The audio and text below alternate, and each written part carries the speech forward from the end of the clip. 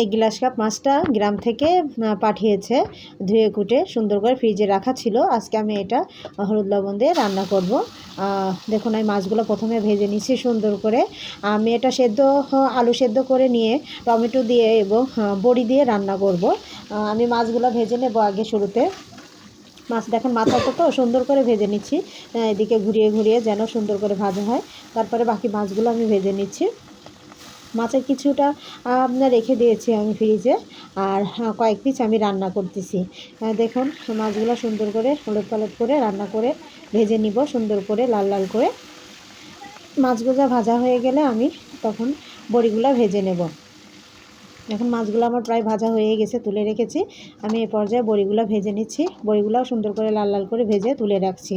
এবার আমি এর ভিতরে আরও সামান্য পরিমাণ তেল দিয়ে দিয়েছি, দিয়ে তারপরে পেঁয়াজ কাঁচামরিচ দিয়ে দিলাম, দিয়ে আমি এটা সুন্দর করে ভেজে নেব। তারপরে আমি বাকি মশলাগুলো দিয়ে দিব।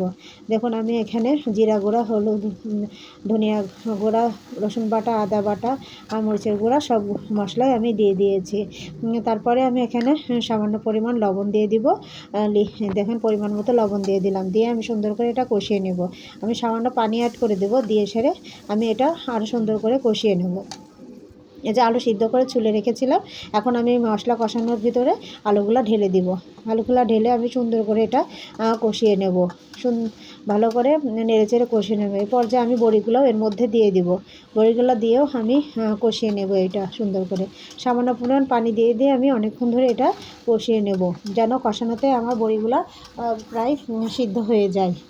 দেখুন আমি এটা সুন্দরভাবে কষানো আমার প্রায় হয়ে গিয়েছে। আমি পর্যায়ে আমি হলো ফুটন্ত গরম পানি ঢেলে দেব। তখন আবার সুন্দর করে এটা আমার লেগে লেগে যাচ্ছে, কারণ আমি একটু সামান্য পানি দিয়ে আমি আর একটু কষিয়ে নেব, কারণ আমার আর একটু মনে হচ্ছে কষানোর প্রয়োজন, এই জন্য আমি আর একটু কষিয়ে নিচ্ছি। এবার আমার এটা কষানো হয়ে গেছে প্রায়। এ পর্যায়ে আমি এখন ঝোলের জন্য পানি দিয়ে দিব। দেখুন আমি ঝোলের জন্য পানি দিয়ে দিচ্ছি।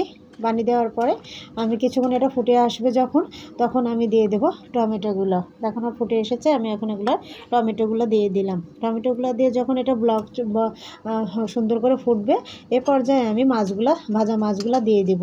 দেখুন ভাজা মাছগুলো আমি দিয়ে দিচ্ছি, মাথাটা আগে দিয়ে দিলাম, চারি থেকে পরে মাছগুলো দিয়ে দিলাম। মাশাআল্লাহ অনেক সুন্দর হয়েছে কালারটা, আর খেতেও অনেক স্বাদ হয়েছে। দেখুন কি সুন্দর করে দিয়েছি, মাশাআল্লাহ। যদি আমার টমেটো আলু দিয়ে মাছ রান্নাটা ভালো লাগে, আপনারা কমেন্টস করে জানাবেন। ধন্যবাদ সবাইকে। আসসালামু আলাইকুম।